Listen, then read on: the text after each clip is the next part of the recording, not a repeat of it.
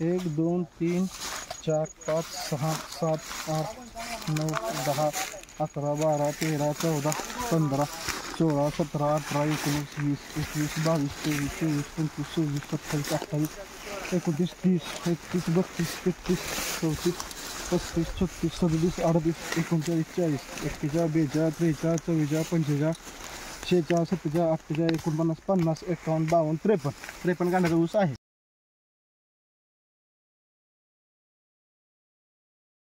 मी 14वीला असताना विट्यामध्ये कृषी प्रदर्शन एक होतं. त्या कृषी प्रदर्शनामध्ये माने साहेबांचं एक व्याख्यान होतं. ते व्याख्यान मी आवर्जून बघितलं. व्याख्यान बघितल्यानंतर तिथं आमचे नंबरमध्ये व्हॉट्सअपला ॲड केले आणि तिथून आमचा खरा आमच्या लाईफचा टर्निंग पॉईंट तिथून सुरू झाला.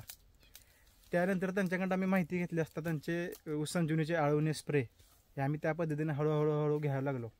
त्यातून आम्हाला असा रिझल्ट आला की हा रिझल्ट बाकी कुठल्याही खालनं जमिनीत खतं टाकली तर तो रिझल्ट 2 महिन्यानंतर यायचा, पण स्प्रेचा रिझल्ट हा 4थ्या दिवसापासून चालू व्हायचा. बरोबर. त्या पद्धतीने आम्ही हळूहळू स्प्रे घेत गेलो. ह्यातून आम्ही अभ्यास करत गेलो आणि आम्ही पहिल्या वर्षी आमचं वैयक्तिक मी खंडन रन केलं होतं. वैयक्तिक माझा ऊस 60 टन गेला अडसाली. नंतर माझा 98 टन गेला. ही जी कन्सल्टिंग वापरून केलेली. आणि आता तुम्ही जे शेजारचा प्लॉट बघता हा 120 टनाचा प्रोजेक्ट आपण केलेला आहे. तर साधारण या प्लॉटची लावण कधी केलेली आहे, तारीख 15 जून 2022 साली. सेकंड स्टेजचं बियाणं 1.25 फुटावर 1 डोळा 4.5 फुटी सरी आहे. या पद्धतीने आपण लागण केलेली आहे. ऊसाची जात कोणती यायची? को 86-032.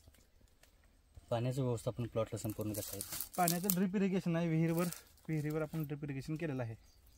सुरुवातीला या प्लॉटसाठी रासायनिक खतांची मात्रा किंवा सेंद्रिय खतांची मात्रा याचं व्यवस्थापन कसं केलेलं आहे? सुरुवातीला आपण ह्याच्यात अगोदर खोडवं पीक होतं. त्याचा पालाकुट्टी आम्ही केला.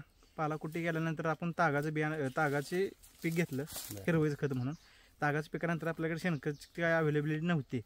मग नंतर आपण माने साहेबांच्याकडच्या म्हणजे अभ्यासातून त्यांच्या ज्या चार्टमध्ये ज्या पद्धतीने जे डोस आहेत रासायनिक खताचे सेंद्रिय खताचे त्या पद्धतीने बेसल डोस आपण टाकला. बेसल डोस टाकल्यानंतर मग लावण केली. बेसल डोस टाकल्यानंतर दुसऱ्या दिवशी लागण केली आणि लागण केल्यानंतर मग 12व्या दिवशी ब्लॅक बॉक्स आळवणी टर्बो त्याची आळवणी झाली. 45व्या दिवशी पहिला स्प्रे, 65व्या दिवशी दुसरा, 45 दिवशी तिसरा. ह्या पद्धतीने असे आपण ह्या प्लॉटला 5 स्प्रे आणि 3 आळवणी आपण घेतलेले आहेत. ब्लॅक बॉक्स टर्बो किट वापरल्यानंतर पिकाच्या परिस्थितीमध्ये काय बदल होतो असं वाटतं? एकसारखा फुटवा झाला. फुटव्याची संख्या चांगली झाली. त्यातली मर कमी झाली.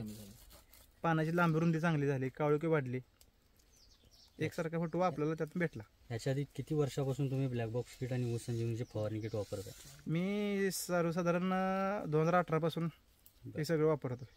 आणि इतर शेतकरी मित्रांना तुम्ही कधीपासून सांगताय की याचा रिझल्ट चांगला आहे तुम्ही हे वापरा असं? शिक्षण माझं 15वी झाली. BSc कंप्लीट झाली. BSc झाल्यानंतर आम्ही दोघांनी एक निर्णय घेतला की आपण आपलं करिअर आपल्या शेती क्षेत्रामध्येच करायचं. म्हणून आम्ही मातोश्री कृषी सेवा केंद्र असं आम्ही स्थापन केलं. त्या मार्गातून आम्ही शेतकऱ्याची सेवा 2021 पासून आम्ही करायला चालू केली. मार्केटमध्ये बऱ्याच कंपन्या किंवा इतर उत्पादनं असताना ऊस संजीवनीची फवारणी किट किंवा आळवणी किट वापरावी असं लोकांना तुम्ही आवर्जून सांगताय असं म्हणताय तुमचं.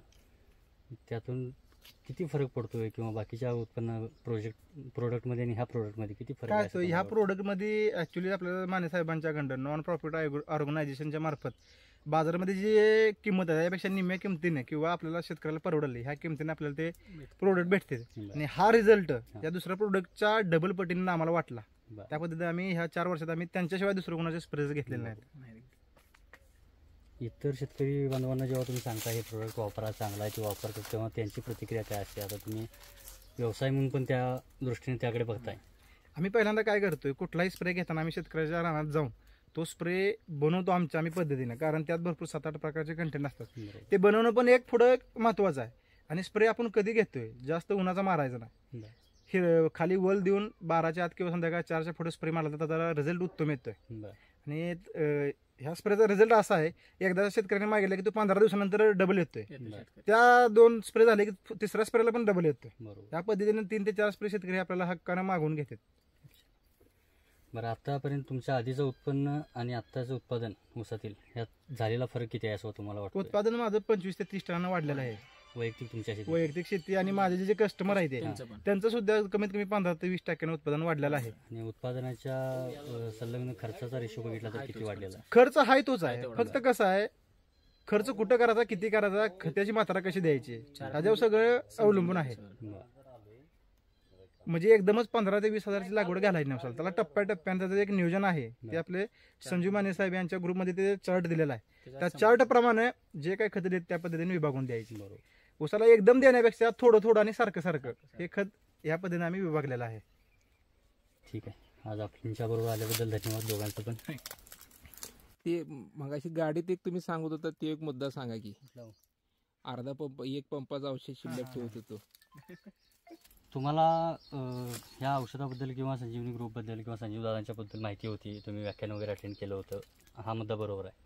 पण तुमच्या गावातील जे नवीन शेतकरी बांधव आहेत त्यांना समजावून सांगताना किंवा हा रिझल्ट असाच येतोय हे करण्यासाठी तुम्ही काय केलं नक्की? काय केलं मी, आता मला ही स्प्रेची सवय आहे, लागणी केली की 4-5 स्प्रे आपण घेतोच. प्रत्येक वेळी स्प्रे मधलं जर समजा 100 लिटर पाणी केलं तर त्यात 110 लिटर पाणी करायचं. 10 लिटरचा जो शिल्लक राहते ते एका शेतकऱ्याला आपण डेमो म्हणून दुसऱ्याच्या रानात मारायचं. 15 दिवसानंतर त्यांना आपण सांगायचं की मी असा स्प्रे मारला आणि हा रिझल्ट आहे. जुना ऊस आणि आपण जो मारलेला पंप आहे त्यामध्ये कमीत कमी 10 ते 12 इंचाचा फरक आणि काळोखी जाणवले. ते बघून शेतकऱ्यांना आपल्याकडून स्प्रेची सुरुवात झाली. एका शेतकऱ्याकडून दुसऱ्याकडून तिसऱ्या ते समजत गेलं सगळं. बरोबर. आणि सोशल मीडियाच्या माध्यमातून आम्ही प्रत्येक शेतकऱ्याला त्यांचा डिफरन्स दाखवतोय की आता स्प्रे घेतल्यानंतर कसा प्लॉट आहे आणि बिना स्प्रेचा कसा प्लॉट आहे. बरोबर. हे डिफरन्स दाखवल्यामुळे शेतकऱ्यांना पण कळलं की ह्याचा काय फायदा आहे आणि काय ह्याचे चांगले एफर्ट्स आहेत. ऊस संजीवनीचं आता नवीन मायक्रोमेटल प्रोडक्ट आले, त्याचं कसं आहे आता? कसं मायक्रोमेटलचा म्हणजे काय आहे, सूक्ष्म अन्नद्रव्य म्हणजे चिलेटेड मायक्रोन्यूट्रन. पहिले जे आम्ही मायक्रोन्यूट्रन बाजारात वापरायचो त्याची काळुकी आणि आम्ही आता मेटल ऊस संजीवनीचे जे प्रोडक्ट घेतलं त्याची काळुकी, ह्यात जमीन आसमानचा फरक आहे. प्लस त्यात पैशामध्ये पण त्यांची कमी जास्त रेट आहे. म्हणजे ऊस संजीवनीचा रेट हे शेतकऱ्याला परवडण्यासारखे आहे. ऊस संजीवनीच्या सॉइल पॉवर जीवाणू बद्दल काय? ऊस संजीवनी सॉइल पॉवरचं जीवाणू पहिल्यांदा मी 2 वर्षापूर्वी घेतला, ह्याच्या अगोदर कधी घेतलं नव्हतं. पण त्यातनं मला असं जाणवलं की ज्या प्लॉटला मी ऊस संजीवनीचं सॉइल पॉवर सोडलेलं आहे त्यात मुख्यतः काय आहे, PSB KSB ट्रायकोझोबॅक्टर जे आपण रासायनिक खतं टाकले ते ऑप्टिक करायचं काम हे करते. आणि बाकीचे जे बाजारामध्ये उपलब्ध आहेत त्याचा रिझल्ट मी बघितला तर त्याचा रिझल्ट मला काही म्हणजे बरावा असा काय वाटला नाही. त्या पद्धतीचं आपण ऊस संजीवनीचे सॉइल पॉवर बँक हे 2 वर्षापासून चालू केलेले आहेत. रिझल्ट 1 नंबर आहेत. ओके, आभार माना एकदा. ऊस संजीवनी संजीव माने ग्रुपतर्फे मी तुम्हा दोघांचं परत एकदा आभार मानतो आणि धन्यवाद. धन्यवाद तुम्ही पण आल्याबद्दल, भेट दिल्याबद्दल.